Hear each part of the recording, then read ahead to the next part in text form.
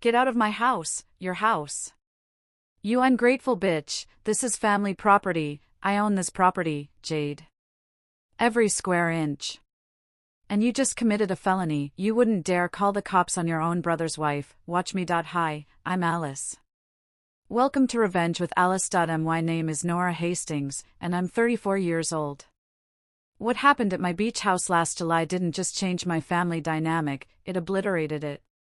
200 people witnessed my brother's wife scream at me to leave my own property. What she didn't know is that I'd already made 3 phone calls that would destroy her entire life before midnight. But before we get into how Jade Kensington went from queen of my beach house to completely disowned by her billionaire mother in less than 12 hours, I want to take a moment to acknowledge something important. To my subscribers, thank you. You're here because you understand that sometimes standing up for yourself isn't pretty. Sometimes it's messy, confrontational, and necessary. You get it. And I appreciate every single one of you for being part of this community. Now, let me say a quick prayer for you all. Dear Universe, I pray that everyone listening right now finds the courage to protect their peace. May you recognize your worth. May you understand that setting boundaries doesn't make you cruel, it makes you strong. May you never apologize for choosing yourself. And may you always remember that the people who truly love you will respect your limits. Amen. Alright, let's get into this story. Because what happened that night at Cedar Point will show you exactly what happens when entitled people push the wrong person too far. The beach house at Cedar Point wasn't just real estate. It was proof. I bought it 3 years ago with the bonus from the Meridian account, the deal that made me partner at Sullivan & York, one of Boston's most prestigious investment firms. That bonus was $260,000. I paid cash. No mortgage. No co-signers. Just me, my work, and my success. The property sat on 2 acres of private Atlantic coastline. A sprawling Cape Cod structure with weathered shingles, wraparound porches, and massive windows that caught every sunrise. I'd furnished it myself. Every piece of art on those walls, I'd selected.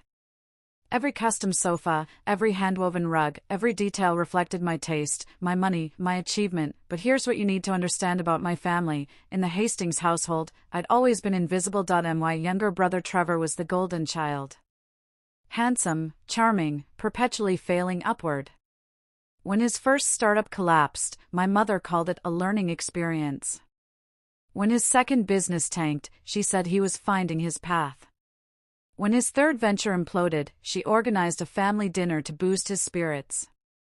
Meanwhile, I'd been promoted to partner at 31. My mother's response? That's nice, dear. Very nice. Now, about Trevor's student loans, do you think you could help him out just this once? Just this once, except it was never just once. I'd paid $80,000 in my father's medical bills when his insurance lapsed. I'd covered $45,000 in Trevor's business school loans. I'd written checks for family emergencies, holiday gifts, and my parents' anniversary cruise. All without complaint. All without acknowledgement. When I finally mentioned the beach house at Thanksgiving dinner, my mother had actually laughed out. A beach house? Nora, that's very extravagant. I hope you're not living beyond your means, living beyond my means. I made $700,000 a year, but sure, Mom. The beach house was reckless. It's an investment property, I'd said calmly. Well, just be careful. You know how you get with money, how I get with money.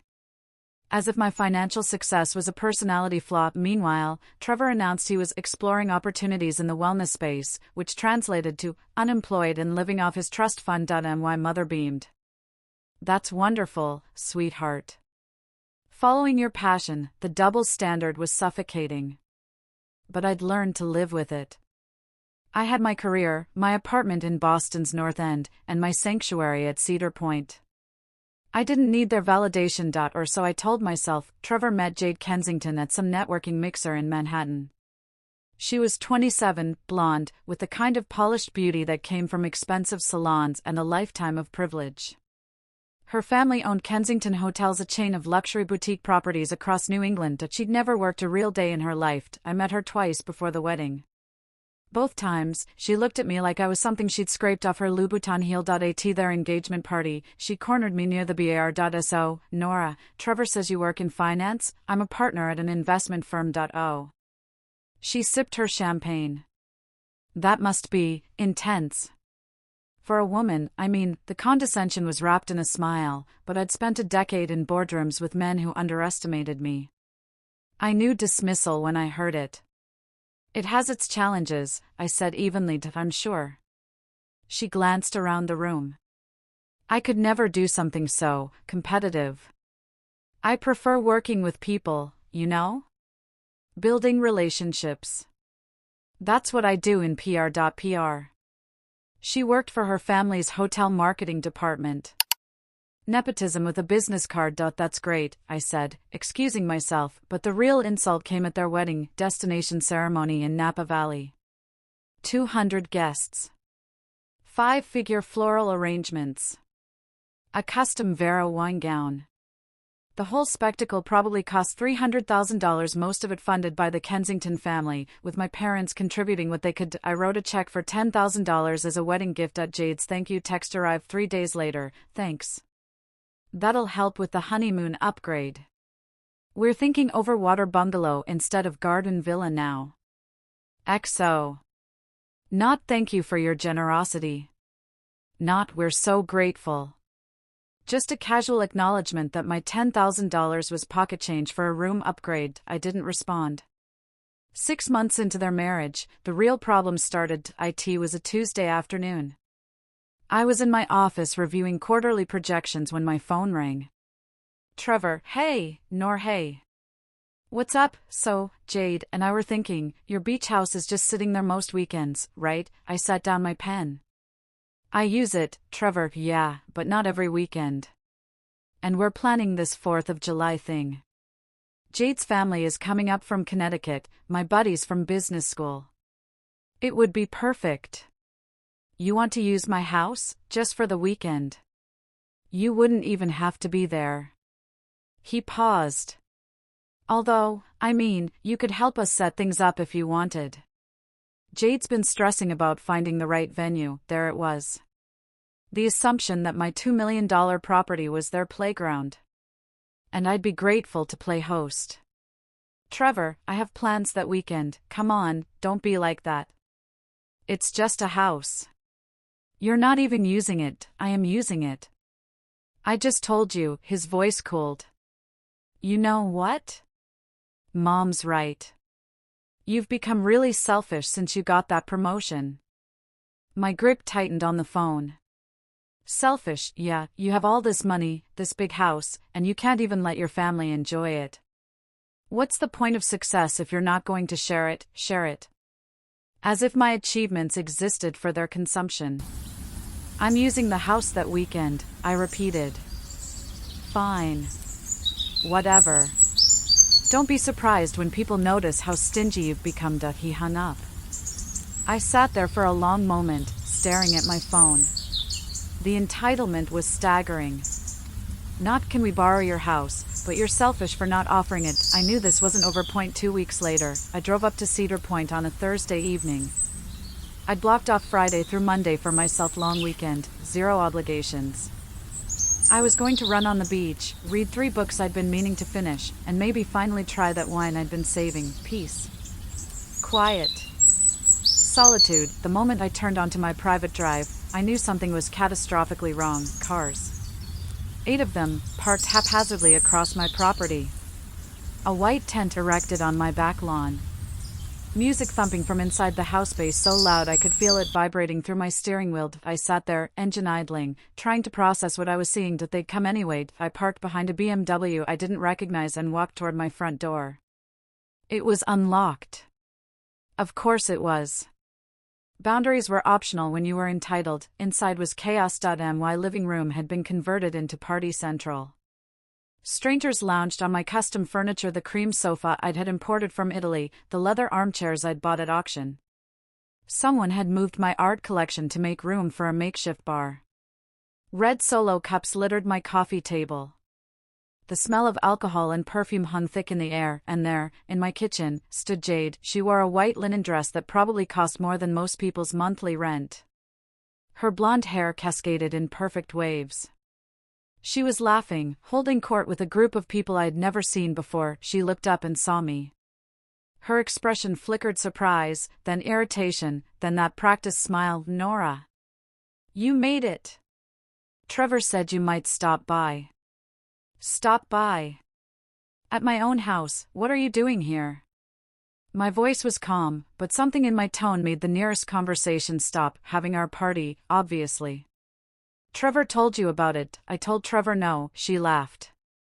That tinkling, condescending sound that made my teeth ache. "Oh, come on. You weren't using the place. And honestly, it needed some life in it. It's so sterile the way you keep it sterile." My sanctuary, the place I'd created as a refuge from people exactly like her, was sterile. "Get out." The room went silent. Someone turned down the music. Jade's smile hardened. "Excuse me, this is my house. I didn't give permission for this party. You need to leave. Don't be ridiculous." She turned to the crowd with an exaggerated eye roll.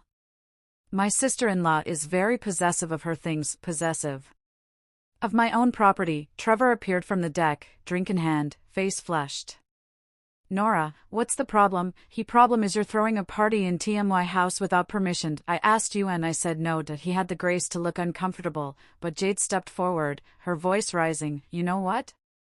This is exactly what Trevor warned me about. You act generous, but really you just like holding things over people's heads. This house just sits here empty most of the time, but you can't let your own brother use it for one weekend?" "My property. My rules." "Your property," she mocked. "God, listen to yourself. You're so uptight. So controlling. No wonder you're alone up here every weekend. Who would want to spend time with someone so rigid?" The words landed like slaps. Around us, Trevor's friends and Jade's family watched with the hungry fascination of people witnessing a car crash. I looked around my living room. At the strangers drinking my alcohol. At the damage already visible, red wine stains spreading across my cream sofa, cigarette burns on my deck railing. At my brother, who wouldn't meet my eyes. "Everyone out," I said clearly.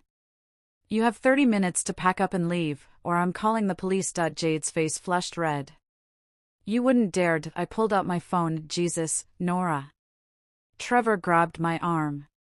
"Don't be psychotic about this." I yanked free. "Don't touch me. And don't ever assume you can take what's mine." Jade stepped closer, invading my personal space. Her perfume was cloying, expensive. "You want to know what I think?" Her voice dripped with venom. "I think you're jealous. Jealous that Trevor found someone. That we have friends. That we know how to actually enjoy life instead of working ourselves to death for." She gestured around. "This empty house nobody cares about. Get out. Make me." The challenge hung between us. Around us, the party guests had gone completely still. Someone's phone was out, recording. This was entertainment now. I looked at my brother, who wouldn't meet my eyes. At his wife, who thought her beauty and her family's money made her untouchable. At the strangers drinking my alcohol, destroying my sanctuary, and I smiled. "Okay," I said softly. "If that's how you want to play this." I turned and walked upstairs to my bedroom. Behind me, I heard Jade's victorious laugh. "See? Tantrum. Like a child." I locked my bedroom door and pulled out my phone. Time to make 3 calls that would change everything. I sat on my bed, listening to the party resume downstairs. Jade's voice carried through the floorboards, telling everyone I was having a meltdown and to just ignore her. More laughter. More music. More people arriving. Apparently word had spread about the beach house party, and friends of friends were showing up uninvited. My phone sat in my hand, and I stared at it for a long moment. 3 calls. That's all it would take. The first number I dialed was Mitchell Crane, my real estate attorney. He'd handled the Cedar Point purchase, knew every detail of the property deed, and had warned me about potential liability issues with uninvited guests. He answered on the second ring, "Nora? Everything all right? Mitchell, I need you to document an illegal trespass and party at my Cedar Point property. Tonight. Right now." What happened? My brother and his wife broke into my house and are hosting a party. I explicitly told them no. There are at least 30 people here, property damage, and what looks like drug use in my guest bathroom. Jesus.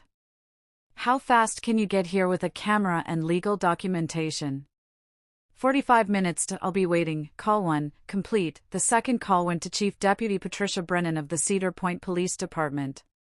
Patricia and I had served together on the Coastal Preservation Committee for 2 years. Her daughter had interned at my firm last summer.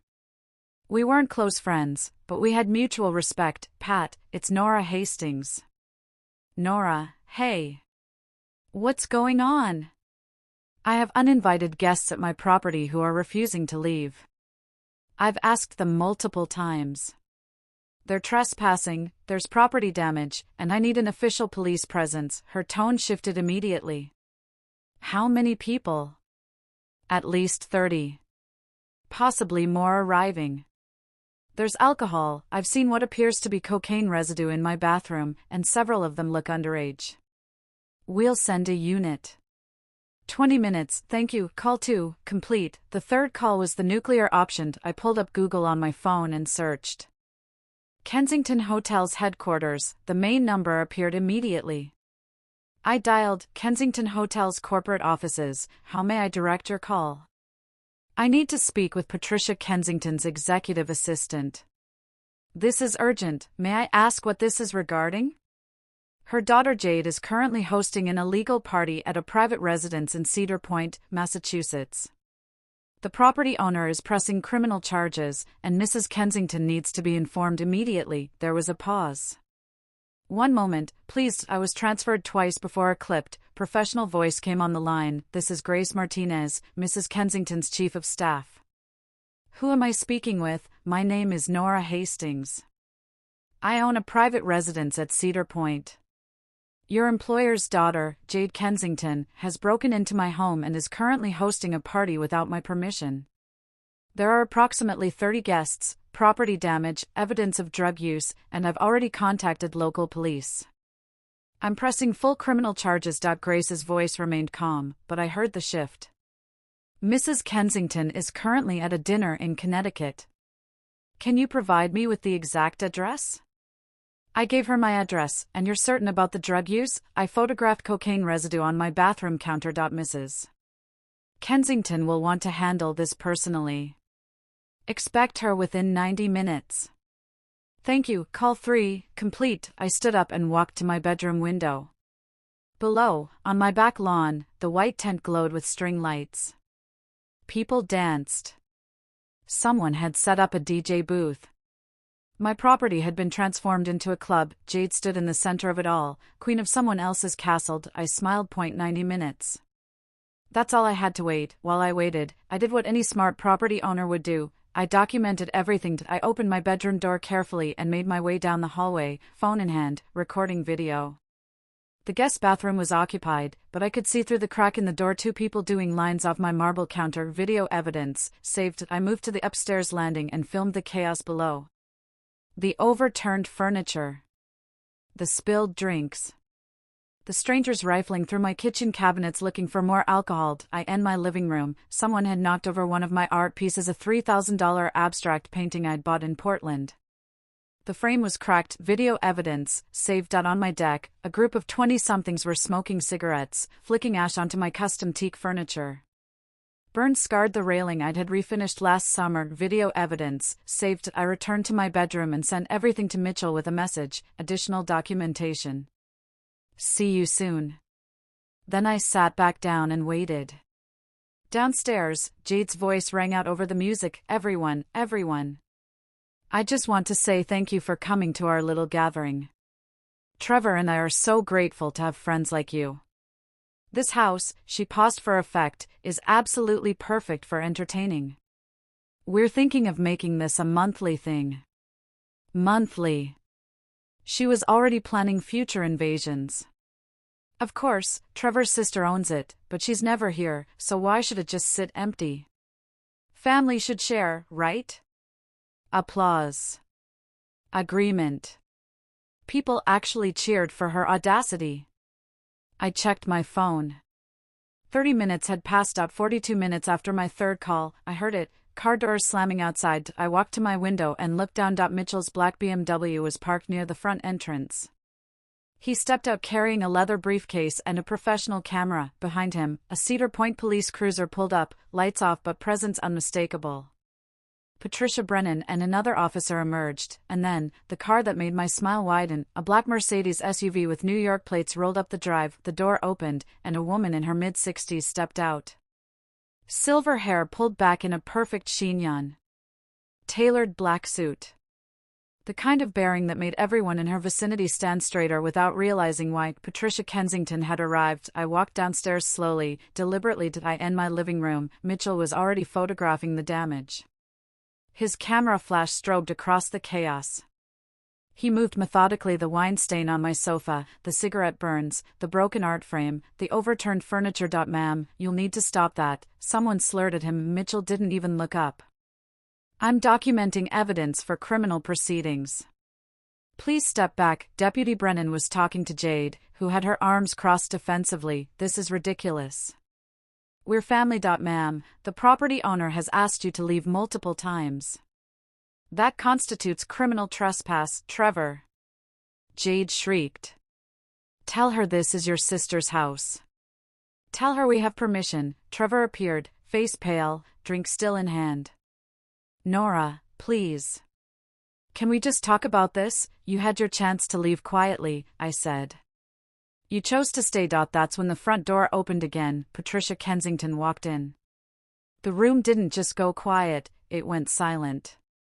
The kind of silence that feels like pressure in your ears. Jade's face went white. Mom? Patricia's expression could have frozen oceans. She looked around my destroyed living room, at the strangers holding drinks, at the drug paraphernalia visible on nearby surfaces, at her daughter standing in the center of it all. Jade Eleanor Kensington, she said, her voice low and lethal. What the hell have you done? Jade opened her mouth, closed it, opened it again. Mom, I can explain. Explain? Patricia's voice didn't rise, but somehow it filled the entire room. Explain how you broke into someone's private property? Explain the cocaine I can see from here? Explain why you're hosting an illegal party with what appears to be underage drinking. We didn't break in. Trevor's sister explicitly told you now. I know because her lawyer called my office with that exact information. Jade's eyes darted to me. Betrayal and rage flashed across her face. Patricia turned to me, extending her hand. Ms. Hastings, I presume. I shook her hand. Her grip was firm, professional. Yes, ma'am. I apologize for meeting under these circumstances. The apology should come from me. My daughter's behavior is inexcusable. She glanced around. This is your property, yes. Purchased 3 years ago, and Jade was invited, explicitly told no. Multiple times. Patricia's jaw tightened. She turned back to her daughter. Pack your things. You're leaving. Now, Mom, you don't understand. I understand perfectly. Patricia's voice could have cut steel. You trespassed on private property, caused extensive damage, and exposed this family to criminal liability. You've embarrassed the Kensington name. She looked at Mitchell, who was still photographing. Sir, I assume you're Ms. Hastings' attorney, Mitchell Crane. Yes, ma'am. My legal team will contact you tomorrow morning regarding full restitution for all damages. Ms. Hastings, you have my word that every cent of repair, replacement, and compensation will be paid, Mom. Jade's voice cracked. You can't just be quiet. You're already in enough trouble. Trevor tried to step forward. Mrs. Kensington, if I could just, you. Patricia turned on him with the full force of her authority. You're her husband. That makes you equally responsible for this disaster. If you had any spine, you would have stopped this before it started. Trevor's face crumbled. I'd never seen my brother look so small. Deputy Brennan stepped forward. Mrs. Kensington, we still need to address the criminal aspect. There are drugs on the property, underage drinking. I'll cooperate fully with your investigation. Patricia pulled out her phone. My attorney is already on standby. Any charges should be filed appropriately, and my daughter will face the consequences. Jade made a sound like a wounded animal. You're going to let them arrest me? I'm going to let you face the natural consequences of your actions. Patricia's voice was ice. Something I should have done years ago. Mitchell approached me quietly. I've documented everything. Property damage estimate is around $47,000. That includes the sofa, the art, the deck repairs, and legal fees. $47,000. I looked at Jade, who was now crying, mascara running down her face. At Trevor, who couldn't meet anyone's eyes. At the party guests who were quietly trying to slip out the door. Deputy Brennan, I said clearly, I want to press full charges. Trespassing, property damage, and I have video evidence of drug use. No! Jade lunged toward me, but Patricia caught her arm. Don't make this worse than it already is. Mitchell handed me a folder. Preliminary documentation. I'll have the full report by tomorrow morning. Patricia pulled out a business card and handed it to me.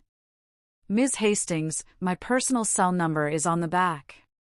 Please contact me directly with any additional issues. Thank you. She turned to the room full of frozen guests. Everyone out. Now. If you're not gone in 5 minutes, you'll be joining Jade in police custody. The exodus was immediate. People grabbed jackets, purses, phones. Car doors slammed outside. Engines started. Within 3 minutes, my property was clearing. Jade stood in the center of my living room, sobbing. Trevor hovered nearby, useless. Patricia looked at her daughter with something that might have been disappointment or disgust. It was hard to tell. You'll pack one bag. You'll leave quietly. And when we get home, we're going to have a very long conversation about your future. What does that mean? Jade's voice was small. It means your trust fund is frozen as of this moment. Your credit cards are cancelled.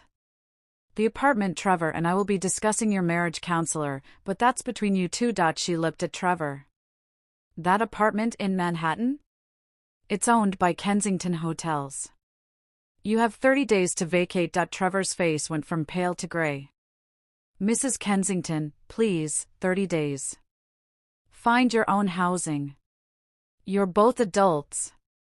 Act like it. Jade was fully sobbing now, but Patricia showed no sympathy. She looked at me instead. Ms. Hastings, again, I apologize. You handled this with remarkable composure. Thank you. I mean it. Most people would have lost their temper. You documented, called the appropriate authorities, and protected yourself legally. That's intelligent. She handed me another card. This is for my personal assistant. If you ever need anything, references, professional connections, anything at all, don't hesitate. I took the card, surprised. Patricia turned to Mitchell. Mr. Crane, expect my legal team's call at 9 a.m. tomorrow. Full restitution plus inconvenience compensation. Mitchell nodded. Appreciated. Patricia looked at her daughter one final time. Car. Now, Jade stumbled toward the door, Trevor following like a lost puppy. Before they left, Jade turned back to me, her face a mess of tears and hatred. I hope you're happy. You've ruined everything. No, I said quietly. You did that yourself. The door closed behind them. After everyone left, I stood in my destroyed living room with Mitchell and Deputy Brennan. That was. Patricia Brennan shook her head. I've been on the force 16 years. Never seen anything quite like that. Rich people problems, her partner muttered. Mitchell was reviewing his photographs. Nora, this documentation is solid. Between the photos, your video evidence, and witness statements, you have an airtight case. Will there actually be charges? I asked. Deputy Brennan nodded. Trespassing for sure. The drug evidence complicates things. We'll need to identify who brought the cocaine. But yes, there will be charges. Good. After they left, I walked through my house slowly. The damage was extensive but not irreparable. The furniture could be replaced. The art could be restored. The deck could be repaired. But something had shifted. For the first time in my life, I'd set a boundary and held it. No backing down. No apologizing. No making myself small to keep the peace. I'd chosen myself. My phone buzzed. Text from my mother. Trevor just called. He says you've lost your mind. What is going on? I stared at the message for a long moment. Then I turned off my phone and poured myself a glass of wine. Tomorrow would bring consequences. Tonight, I would stand in my damaged sanctuary and feel something I hadn't felt in years. Freedomed, I woke up Friday morning to 63 missed calls. My phone had been off all night, and when I finally turned it back on at 7 a.m., the notifications flooded in like a tsunami. 42 calls from my mother. 15 from Trevor. 6 from Jade, each voicemail more hysterical than the last. I deleted them all without listening. Instead, I made coffee and walked out onto my deck. The morning was clear, salt air crisp. The ocean stretched out before me, indifferent to human drama. I sipped my coffee and looked at the cigarette burn scarring my railing. $47,000 in damage. Mitchell's estimate had been precise. My phone rang again. My mother. I let it go to voicemail.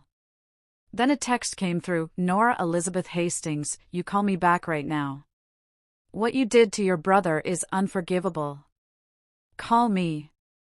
I set my phone down and took another sip of coffee. Unforgivable. Interesting word choice from a woman who'd spent 3 decades making excuses for Trevor's failures while dismissing my successes. At 8:30, Mitchell called. Morning. How are you holding up? Surprisingly well. Good. Because Patricia Kensington's legal team just contacted me. Ms. Hastings, you have my word that every cent of repair, replacement, and compensation will be paid, Mom. Jade's voice cracked. You can't just be quiet. You're already in enough trouble. Trevor tried to step forward. Mrs. Kensington, if I could just, you. Patricia turned on him with the full force of her authority. You're her husband. That makes you equally responsible for this disaster.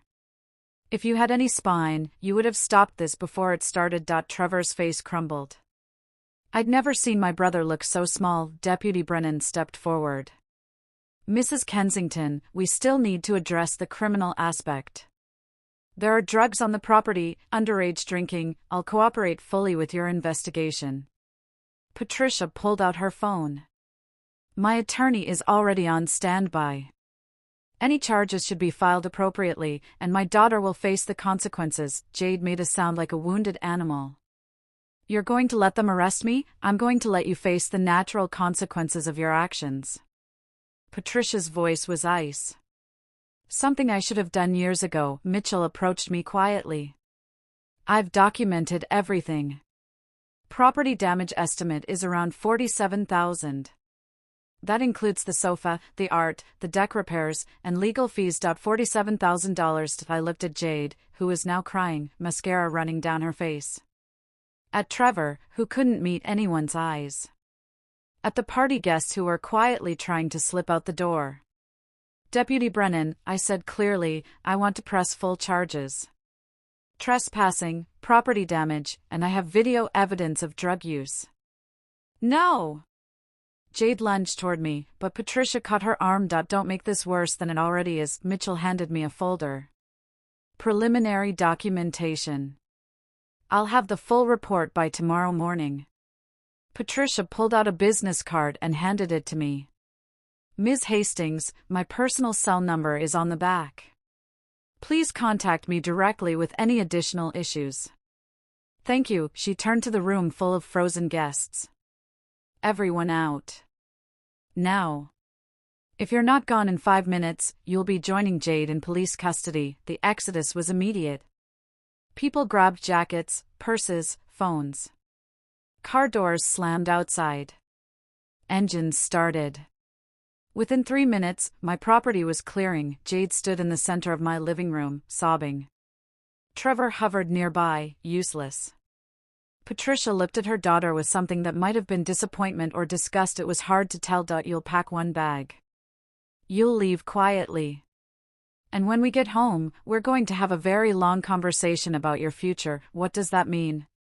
Jade's voice was small. It means your trust fund is frozen as of this moment. Your credit cards are cancelled. The apartment. Trevor and I will be discussing your marriage counselor, but that's between you two. She looked at Trevor. That apartment in Manhattan? It's owned by Kensington Hotels. You have 30 days to vacate. Trevor's face went from pale to gray. Mrs. Kensington, please, 30 days. Find your own housing. You're both adults. Act like it. Jade was fully sobbing now, but Patricia showed no sympathy. She looked at me instead. Ms. Hastings, again, I apologize.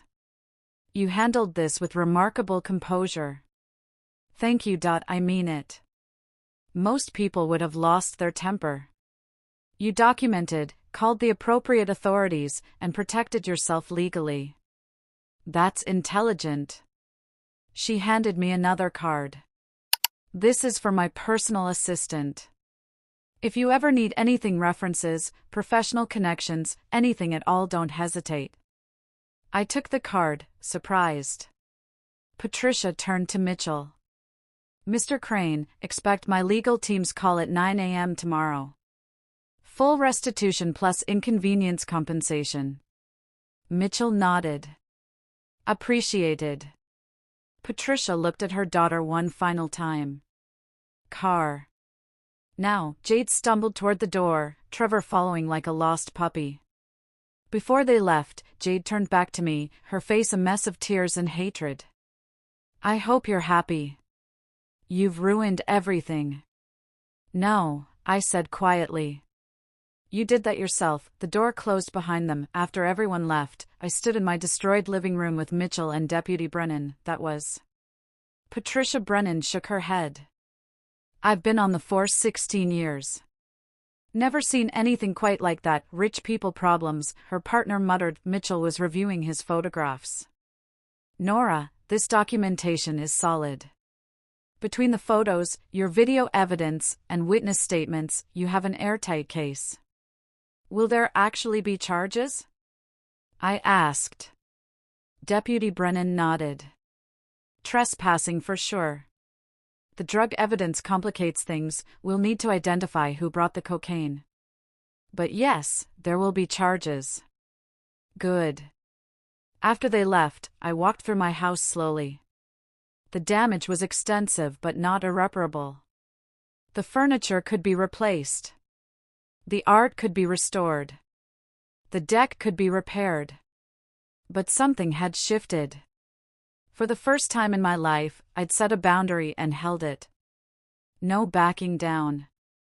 No apologizing. No making myself small to keep the peace. I'd chosen myself. My phone buzzed. Text from my mother. Trevor just called. He says you've lost your mind. What is going on? I stared at the message for a long moment.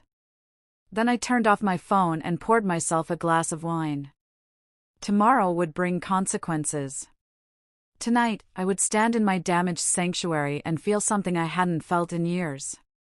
Freedom. I woke up Friday morning to 63 missed calls. My phone had been off all night, and when I finally turned it back on at 7 a.m., the notifications flooded in like a tsunami. 42 calls from my mother. 15 from Trevor. 6 from Jade, each voicemail more hysterical than the last. I deleted them all without listening. Instead, I made coffee and walked out onto my deck. The morning was clear, salt air crisp. The ocean stretched out before me, indifferent to human drama. I sipped my coffee and looked at the cigarette burn scarring my railing. $47,000 in damage. Mitchell's estimate had been precise. My phone rang again. My mother.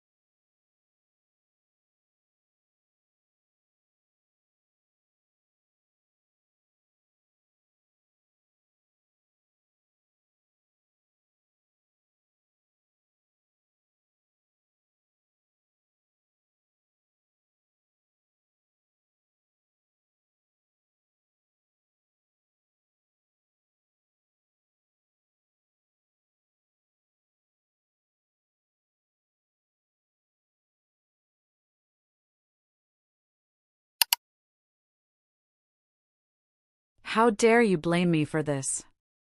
I'm not blaming you, Mom. I'm pointing out that Trevor has spent his entire life being told his wants matter more than other people's boundaries. You enabled that. And now he's facing consequences. He's your brother. And he's a 35-year-old man who broke into my house. Being related doesn't give him the right to my property.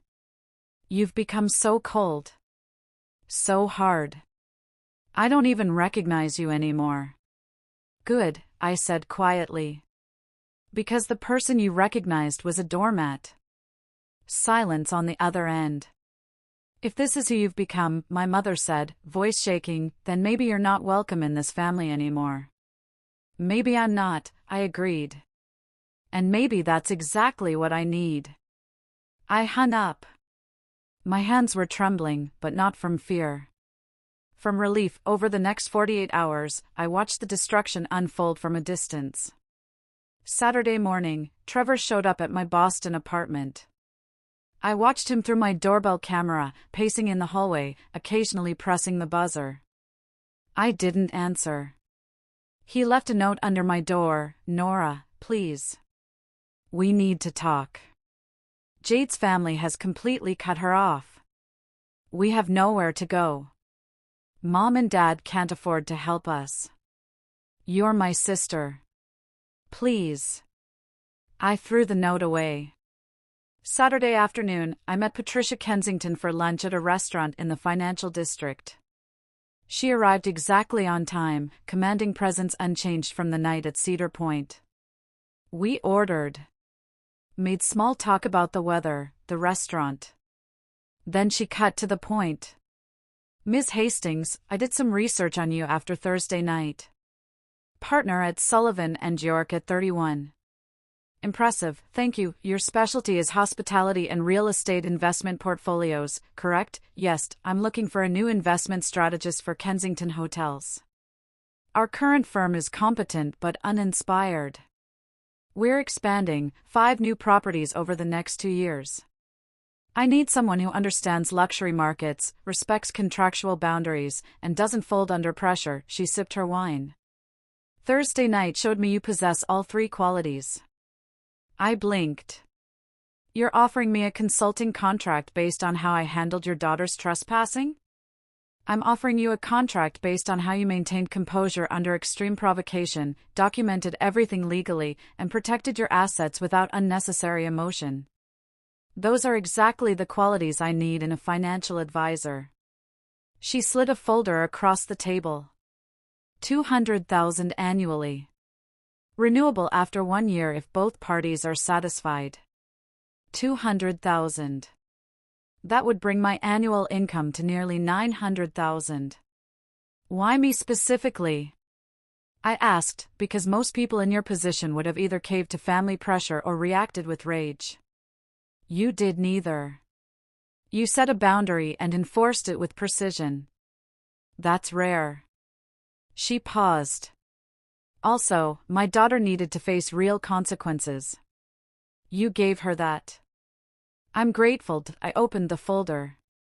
The contract was straightforward, professional. I'll have my attorney review this and get back to you by Wednesday. Excellent. Patricia smiled, the first genuine smile I'd seen from her.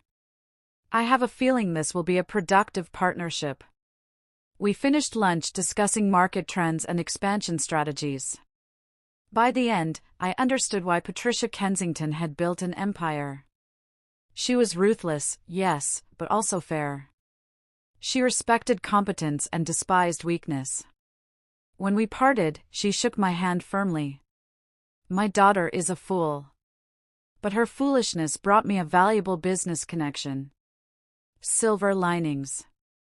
By Sunday, the videos from my beach house party had gone viral beyond my social circle. Someone had compiled all the footage into a 3-minute video entitled Woman Breaks into Beach House, Gets Destroyed by Owner and Her Own Mother. It had 200,000 views. The comments were merciless. The look on her face when her mom showed up was priceless. Imagine being so entitled you think someone else's beach house is yours. That owner has the patience of a saint. I would have lost it. Rich people fighting rich people is my favorite genre. Notice how the brother just stood there doing nothing? Useless. My phone buzzed with messages from colleagues, friends, even former classmates I hadn't spoken to in years. Everyone had seen it. Everyone had opinions. One message stood out. From James Chin, a senior partner at my firm, saw the beach house situation online. Handled with class.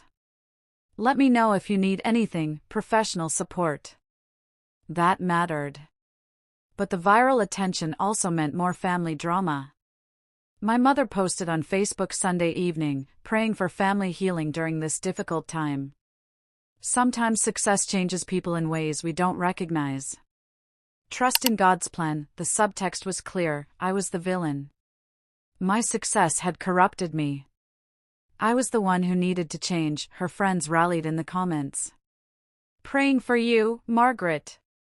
Family is everything. Hope your daughter sees that. Money can't buy character. I didn't respond. Didn't engage. Let them think what they wanted. But my cousin Rachel, my mother's sister's daughter, sent me a private message. Just saw what happened. Good for you. Your mom has been making excuses for Trevor his whole life. About time someone held him accountable. Small rebellions. Small validations. Monday morning, Jade called from a number I didn't recognize. I almost didn't answer, but curiosity won. What do you want? Nora, please. Please listen to me. Her voice was wrecked from crying. My mother has frozen all my accounts. Trevor and I have to be out of our apartment in 3 weeks. We have nowhere to go. That's not my problem. You don't understand. I have nothing. No money, no credit cards, no access to anything. My mother won't even talk to me. You trespassed on my property, caused thousands in damage, and publicly humiliated me. What exactly did you expect? I made a mistake. One mistake. And you've destroyed my entire life. You destroyed your own life, Jade. I just refuse to be part of it, please. She was sobbing now. Please just talk to my mother. Tell her you're not pressing charges. Tell her it was all a misunderstanding. It wasn't a misunderstanding. You knew exactly what you were doing. I'll apologize. I'll pay you back. Just please, Jade, you can't pay me back. You don't have any money. And I don't want your apology. I want you to understand that actions have consequences. You're a heartless bitch. There it was. The real Jade beneath the tears. Maybe. But I'm a heartless bitch with a beach house you'll never set foot in again. I hung up. 20 minutes later, Trevor called. Nora, you have to help us.no. I don't. We're going to be homeless. You're not going to be homeless, Trevor. You're going to have to get jobs and find affordable housing like everyone else. We can't afford anything in Manhattan on entry-level salaries. Then don't live in Manhattan. You don't understand. Jade's career is in New York. My network is here. Your network of people who partied at my house without permission? That network? He was quiet. Trevor, you're 35 years old.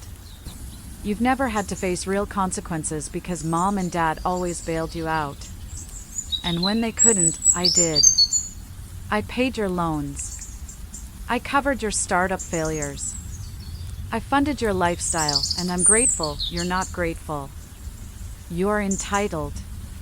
You think my success exists to support your failures. Well, it doesn't. Not anymore. What am I supposed to do? Grow up. Get a job. Take responsibility. You know, all the things I've been doing since I was 22. I hate you. I know.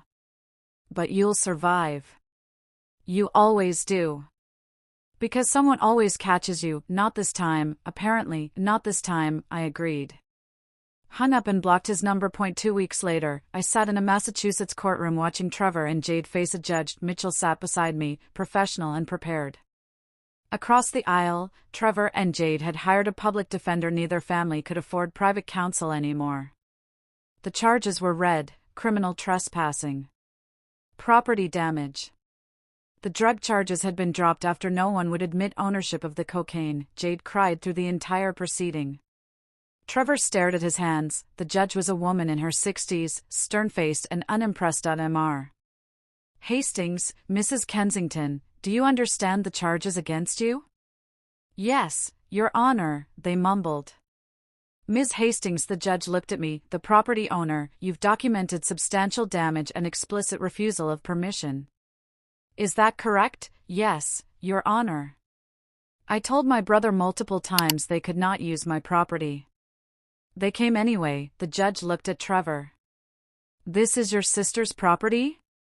Yes, Your Honor. And she explicitly told you no? Yes, but there is no but, Mr. Hastings. She said no. You trespassed anyway. That's not a family dispute. That's a crime. She reviewed the documents Mitchell had submitted. The photographs. The video evidence. The repair estimates, the damage totals $47,000. Have you made restitution? Trevor's lawyer spoke up. The defendant's mother-in-law, Patricia Kensington, paid full restitution plus additional compensation. Good. That doesn't absolve the defendants of criminal responsibility. She looked at Jade and Trevor. I'm sentencing you both to 1-year probation, 100 hours of community service, and mandatory anger management counseling. Your Honor, Jade started. This is a gift, Mrs. Kensington. If Ms. Hastings wanted to push harder, you'd be looking at jail time. Count your blessings. The gavel fell. Outside the courtroom, Trevor tried to approach me. Nora, wait, don't talk to me. We're done. We're family. No, Trevor. We share DNA. That's not the same thing. I walked away and didn't look back. Mitchell walked me to my car. That went well, did it? They barely got consequences. Probation will follow them for a year. Community service is no joke. And most importantly, he smiled, they'll always have criminal records now. Every job application, every background check, it'll be their permanent consequences. Maybe that would finally teach them something. My phone buzzed. Patricia Kensington.ms. Hastings, I hope the court proceedings went acceptably. They did. Thank you for the restitution. Of course. Listen, I'm having a dinner Thursday with several colleagues in the hospitality investment space. Would you join us? I'd like to introduce you. I'd be honored. Excellent. 7 p.m., details to follow. She hung up. Patricia didn't waste time on unnecessary conversation. I respected that. Thursday's dinner changed everything. Patricia introduced me to 5 major players in luxury hospitality investment. By the end of the evening, I had 3 more consulting offers and an invitation to speak at an industry conference. One of the investors, Harold Brennan, no relation to the deputy, pulled me aside. Patricia says you handled your family situation with remarkable professionalism. That's the kind of character we value in this industry. My family disaster had become a professional asset. The absurdity wasn't lost on me. Over the next month, my client list expanded. The Kensington contract led to introductions, which led to more contracts. My income doubled. Meanwhile, Trevor moved back in with our parents. Jade went to California, according to Instagram, working retail, sharing an apartment with 3 roommates. Their marriage dissolved quietly. No dramatic confrontation, just 2 people who'd been held together by money and privilege discovering they had nothing else in common. My parents stopped calling after I missed Thanksgiving. Didn't call for Christmas either. They sent a card, hoping the new year brings reconciliation. I didn't respond. 1 year after that July night at Cedar Point, I stood on my newly renovated deck watching the sunrise. The cigarette burns were gone. The deck had been completely rebuilt, upgraded, actually, with composite materials that would last decades. The furniture was new, weather-resistant, chosen specifically for durability and comfort. Inside, my cream sofa had been replaced with a navy sectional. The broken art had been restored and rehung. Every trace of that night's violation had been erased and improved. But the real changes weren't in my house. They were in me. I'd spent the year in therapy, unpacking 3 decades of family dysfunction. Dr. Morgan, my therapist, had a term for what I'd experienced: scapegoat syndrome. In dysfunctional families, she'd explained, there's often a golden child and a scapegoat. The golden child can do no wrong. The scapegoat carries all the blame. You are the family ATM and the family punching bag simultaneously. It made sense. Trevor's failures were learning experiences. My successes were showing off. His needs were urgent. Mine were selfish. The double standard had been so consistent, so pervasive, I'd internalized it as truth. Setting that boundary at your beach house, Dr. Morgan had said, wasn't just about property. It was about finally saying, my needs matter as much as his. Revolutionary concept. Obvious in hindsight. Adline, the investor who built success on boundaries. The article quoted Patricia Kensington. Nora Hastings understands that respect and competence go hand in hand. She doesn't negotiate her worth, and that makes her invaluable. I'd framed that quote. Hung it in my office. But success wasn't just professional. For the first time in my adult life, I had genuine friendships. People who valued me, not what I could provide. Patricia had become an unlikely mentor and friend. Mitchell and I had dinner monthly. I joined a women's investment group where my achievements were celebrated, not resented, and then there was David. I'd met him at the industry conference in October. He was a sustainable architecture consultant, quiet, thoughtful, with zero tolerance for nonsense. When I told him about my family situation over drinks, he'd simply nodded, good for you. Boundaries are healthy. No lecture about forgiveness. No suggestion I try harder. Just validation. We'd been dating for 6 months now. He respected my space, my career, my need for solitude at Cedar Point. He'd never once suggested I was too focused on work or too independent. I like that you know who you are, he'd said last week. You're not looking for someone to complete you. You're already whole. Whole. What a concept. Mid-April, I was in Connecticut for a Kensington Hotel's board meeting when I stopped at a coffee shop near the train station, and there was Trevor. He looked different. Thinner. Older.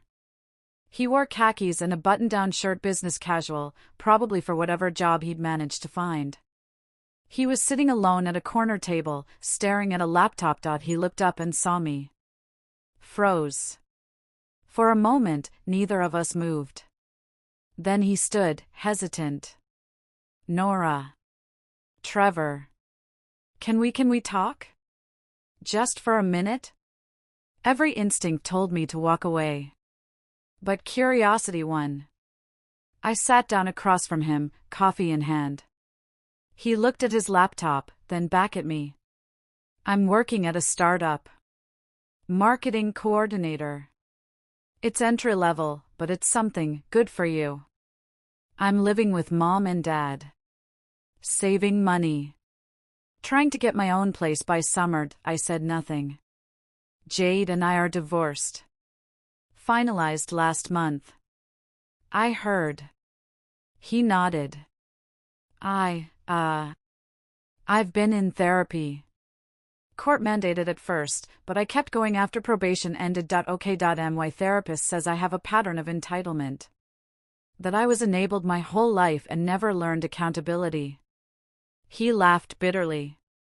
Took 35 years and a criminal record to figure that out. Better late than never. He looked at me directly for the first time.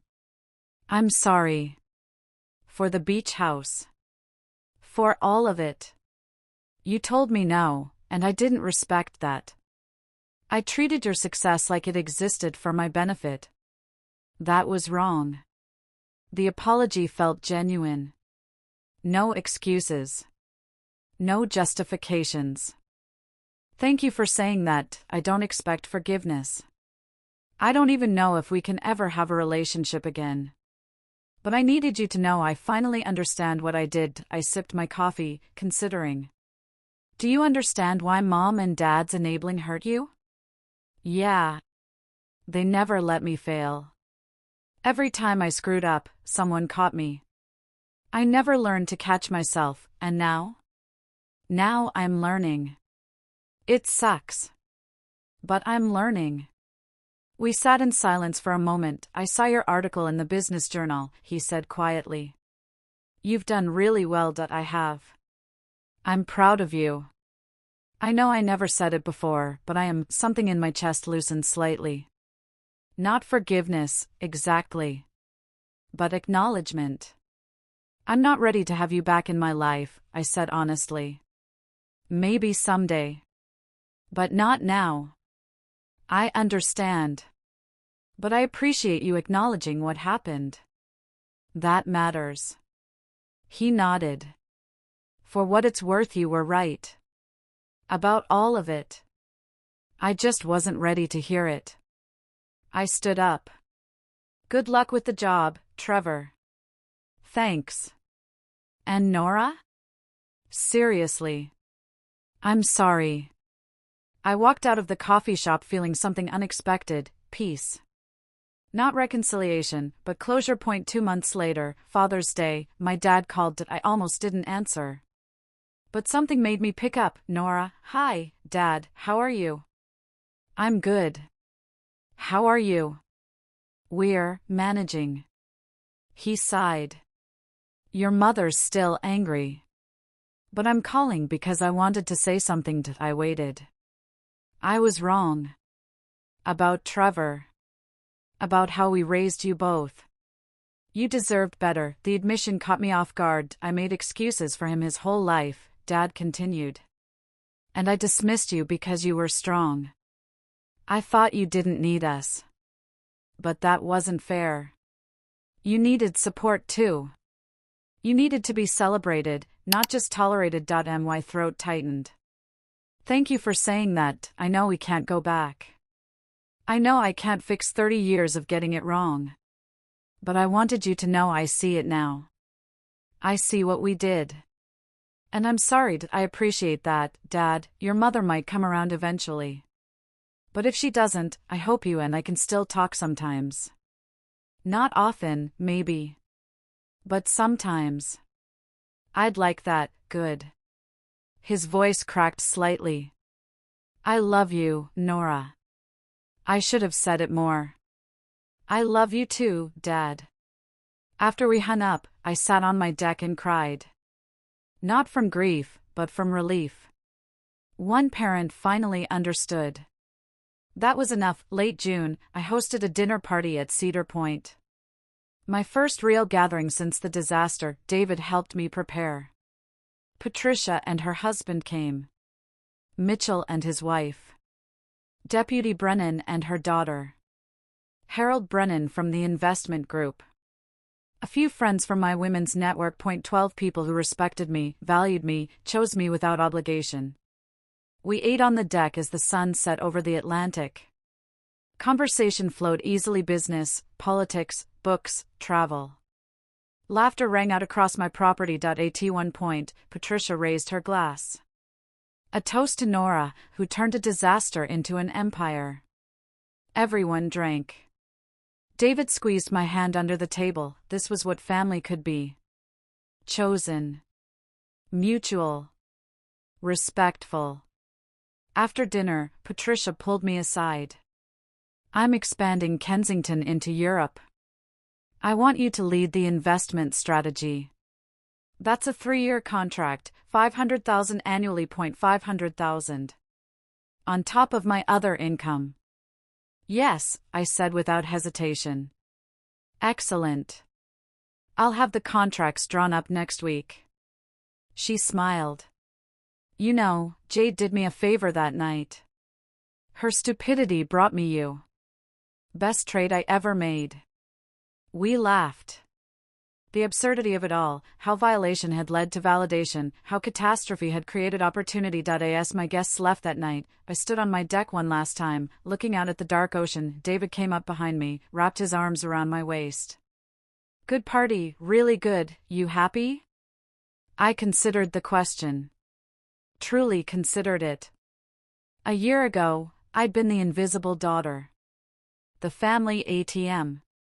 The scapegoat who carried everyone's expectations and no one's respect. Now I was a consultant earning nearly $2 million annually.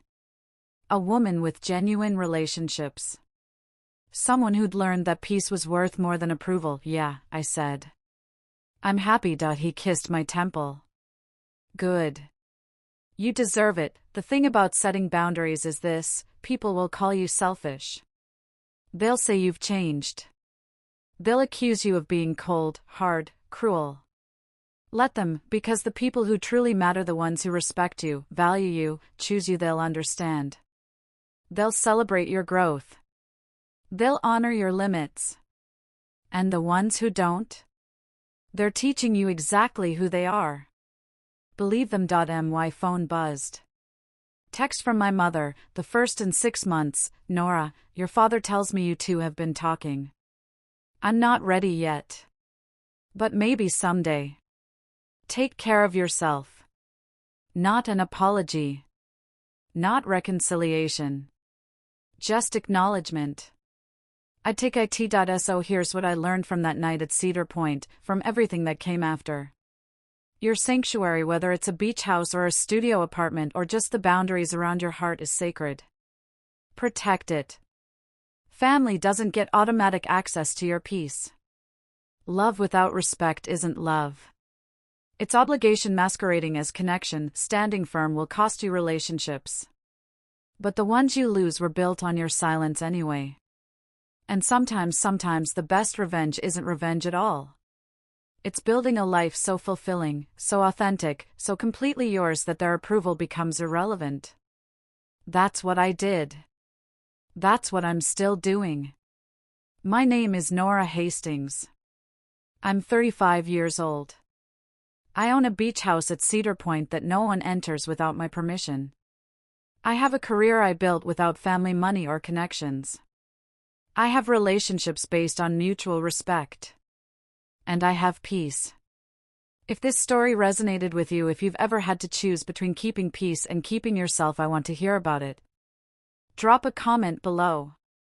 Share your boundary setting moment. Your story might be exactly what someone else needs to hear today. Hit that subscribe button if you believe your peace is non-negotiable. Share this with someone who needs permission to choose themselves, and remember, your sanctuary is yours. Protect it fiercely. Apologize for nothing. Until next time, this is Alice reminding you, never shrink yourself to fit into spaces that were never built for you. Stay strong. Stay boundaried. And I'll see you in the next story.